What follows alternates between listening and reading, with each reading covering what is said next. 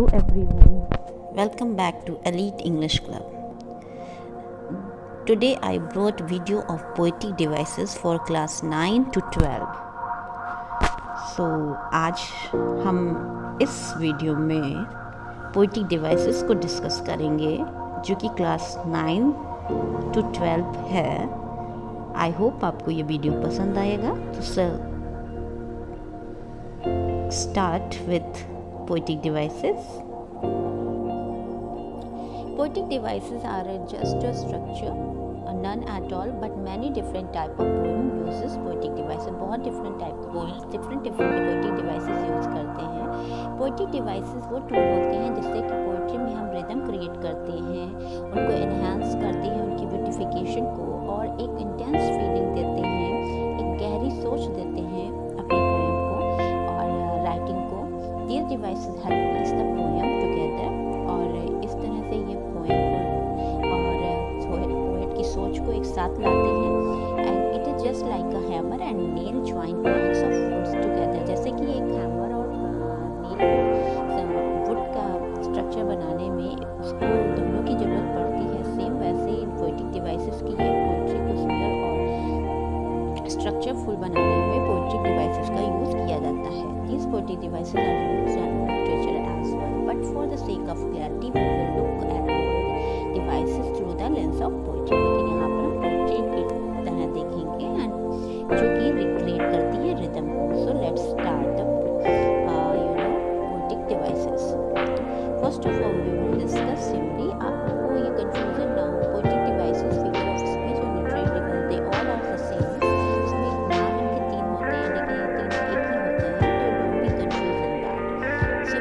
Simile में compare करते हैं जब दो चीज़ें एक साथ कंपेयर की जाती हैं और उसमें लाइक और एज वर्ड का यूज़ किया जाता है, जो कि दो दूसरी अलग प्रकार की चीज़ें होती हैं, उन्हें साथ में कंपैरिजन करने पे जो सिग्निफिकेंट वे हम पोएट यूज़ करता है उसे कहते हैं सिमिली.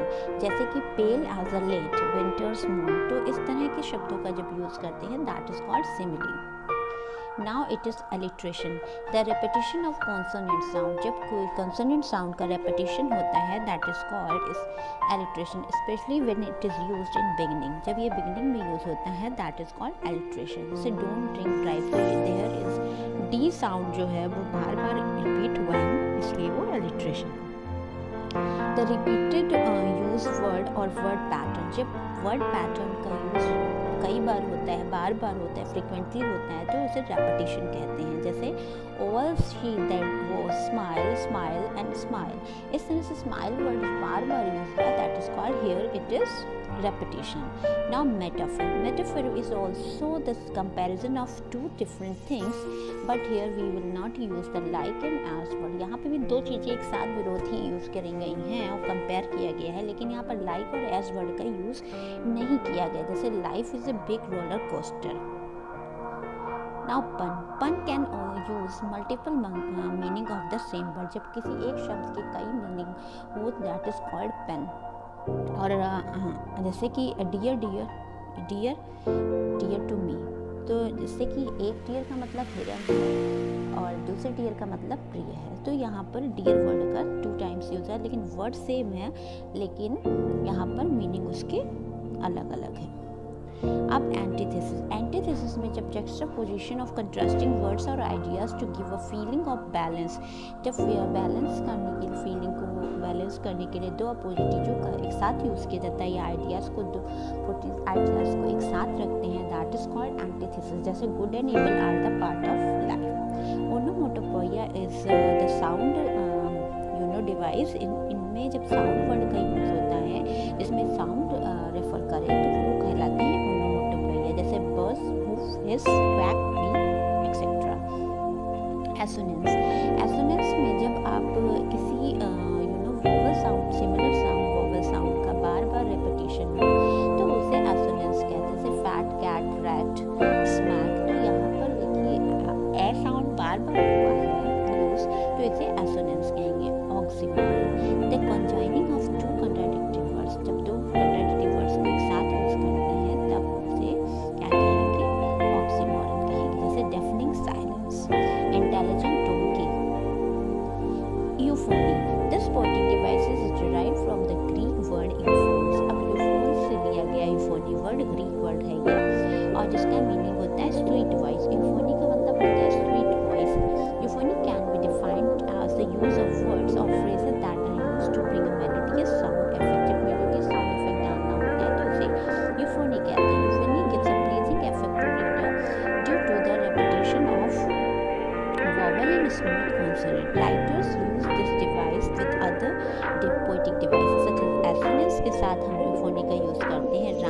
साथ करते हैं, एलिट्रेशन के साथ भी कर सकते हैं, क्योंकि प्लीजिंग और सूदिंग इफेक्ट्स डालता है पोएटिक लाइन्स पर।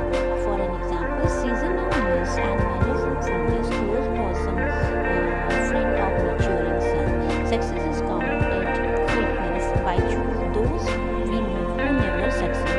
तो इस तरह के शब्दों का प्रयोग करके जो प्लेजेंट साउंड के लिए कहते हैं।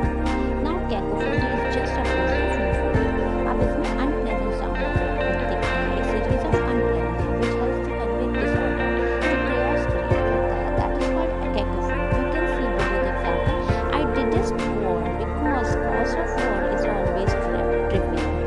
Where of spouting pillars spoon there even sky. जब देखिए वॉर होता है तो अजीब एक डरावनी साउंड होते हैं, वो कैकोफोनी साउंड क्रिएट करते हैं। Allusion. An allusion is an indirect reference to a place, person or an idea of political, historical or cultural significance. Allusion मतलब होता है जो एक रेफरेंस करता है, इनडायरेक्ट रिफ्लेक्ट करता है प्लेस को, पर्सन को या पॉलिटिकल या हिस्टोरिकल या किसी भी प्रकार के signification. It is usually a brief reference which does not describe the person or thing in detail. ये डिटेल में नहीं किसी चीज़ को डिस्क्राइब करता, शॉर्ट एंड ब्रीफ मोड में किसी भी चीज़ को डिस्क्राइब करता है। It is more like a passing comment. ये पासिंग कमेंट की तरह है जो एक एट ए ग्लांस दिखाई देता है। Right while using allusion expects the reader to understand it with the knowledge which she has। ये राइटर किस तरह का इसका यूज़ करता है allusion का, जो रीडर मतलब स्पॉन्टेनियसली यूज से समझे उस इफेक्ट को। ये allusion ऐसा इफेक्ट होता है, जैसे don't act like a Romeo in front of her. Here in the sentence Romeo refers to Shakespeare's work. Romeo signifies a passionate lover. This place is like a Garden of Eden. Here Garden of Eden is an allusion of Garden of God in Genesis. तो यहाँ पर देखिए Romeo कह तो दिया, Romeo जो refer करता है वो शेक्सपियर का। अब मैंने रोमियो जैसे suppose you are don't behave like a Romeo, तो it means you are referring to a flirting mode. Okay. अब blank verse refers to a poetry written without rhyme, जिसमें किसी भी राइम का यूज़ नहीं करते हैं, वो ब्लैंक वर्स होता है। Especially if that poetry is written in iambic pentameter. जब पोइट्री आयम्बिक पेंटामीटर में लिखी होती है तो उसे ब्लैंक वर्स करते हैं, जैसे but woe is me you are so sick of late, so for from cheer and from your former state, that I distrust you yet though I distrust discomfort you my lord it's nothing must. यहाँ पे many of Shakespeare plays are written in blank verse including much of Hamlet। Shakespeare ने blank verse का बहुत ही ज़्यादा use किया अपने dialogues में, और आयम्बिक पेंटामीटर को ये स्ट्रिक्टली फॉलो करता है। And this lends in a sense of grandiosity में होता है कि आप ग्रेंजियर इफेक्ट को डालते हैं, एक इम्पॉर्टेंट इफेक्ट को डालते हैं। Free words does not poem have a set of metre. इसमें कोई मीटर सेट नहीं होता है और ना ही कोई राइमिंग स्कीम होती है। Also the poem does not have any set pattern, और कोई सेट पैटर्न भी नहीं होता। Often poet use this to hide their in punctuation fluctuation of thought. जब कोई थॉट फ्लक्चुएट होता है या कभी भी आप कुछ भी मोड में लिख देते हैं तो that is called free verse. जैसे after the sea ship, after the whistling winds, after the white grey sail, not to share spares and ropes. आप देखिए किसी भी कोई भी लाइन एक दूसरी लाइन को ना ही किसी से फॉलो कर रही है और ना ही ये इस तरह का इसमें कोई मतलब रिदम बन रहा है, तो it is this fluctuation of thought.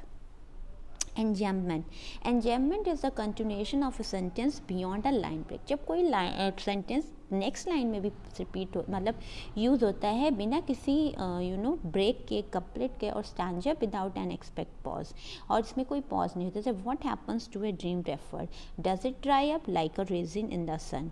और फर्स्ट अब देखिए यहाँ पर जो फर्स्ट लाइन है उसको कंप्लीट भी नहीं हुआ है और ना ही कोई फुल स्टॉप है और लाइन दूसरी चेंज कर दी गई, तो यहाँ पे एंजैम्पमेंट का यूज़ हुआ है। एंजैम्पमेंट को यूज़ ने बहुत ही ज़्यादा अपने प्लेस में यूज़ किया है। It now irony is a device which is a depict a contradictory situation। ये contradictory situation को, opposite situation को रेफ़र करती है। It refers to a situation that end up in a different way that expected। जो आप expect करते हैं वो उस तरह से नहीं फिनिश होता है, एंड होता है। सपोज़ कोई आपने मूवी देखी और आप मूवी देखते देखते उसका जो है एंडिंग है वो आप अनएक्सपेक्टेड होती है, वो आप कुछ हैप्पी एंड एक्सपेक्ट कर रहे हैं, लेकिन ये जब सपोज़ हीरो मर जाता है तो वो आप उसे अब वो जो हैप्पी एंडिंग थी नाउ इट्स सैड एंडिंग, तो it is called irony. Irony describe the difference between reality and appearance, जो रियलिटी सच्चाई और एक जो वास्तविकता और एक जो दिखावटीपन में दोनों में अंतर बताता है। जैसे water water everywhere and all the boats डिक्स shrink, water water everywhere nor any drop to drink, चारों तरफ पानी है लेकिन पानी पीने लायक भी कहीं नहीं है और सब कुछ सूखा हुआ है। तो इस तरह it is called the irony. Personification, the practice of representing N inanimate object, जब कोई इनएनिमेट ऑब्जेक्ट, कोई एब्स्ट्रैक्ट आइडिया को आप किसी पर्सन के रूप में ह्यूमन ट्रेट के रूप में प्रस्तुत करते हैं, that is called personification. The sun stretch its golden arms, अब सन अपनी जो किरणें फैला रहा है वो गोल्डन आर्म्स की तरह, इट मीन्स ह्यूमन बीइंग की तरह आप इसको रेफर कर रहे हैं, तो it is called personification. Allegory, allegory is a poetic device in which abstract ideas are portrayed through a character, जब किसी एब्स्ट्रैक्ट आइडिया को करेक्टर के रूप में, इवेंट के रूप में, फिगर के रूप में प्रस्तुत करते हैं तो that is called allegory. A writer can employ this in prose and poetry to tell a story to the audience, this help in explaining the idea on which the poem is based. और इस तरह से Pilgrim Progress, John Bunyan, the Fairy Queen, Edmund and Spenser are two major allegorical work in English. Now rhyme scheme. It can be defined as a pattern of rhyme that comes at the last of every verse in the poem. जो हर verse की poem की हर line के बाद जो rhythm होता है that is called rhyming scheme. It is a structure of words used by poet to give rhyming effect, ये rhyming effect को डालता है। जैसे ऑल्टरनेट राइम होता है तो उसे बैलेट में यूज़ होता है, मोनो राइम होता है वो कपलेट में यूज़ होता है, ट्रिपलेट एनक्लोज में होता है राइम, थर्जा रीमा राइम भी स्कीम में यूज़ होता है। तो आई होप आपको ये वीडियो पसंद आया होगा और आपको कोई भी पोएटिक डिवाइसेस में कोई कन्फ्यूज़न नहीं रहा होगा। So thank you for watching me. As you know my videos are now also available in English, so keep watching. Thank you till then.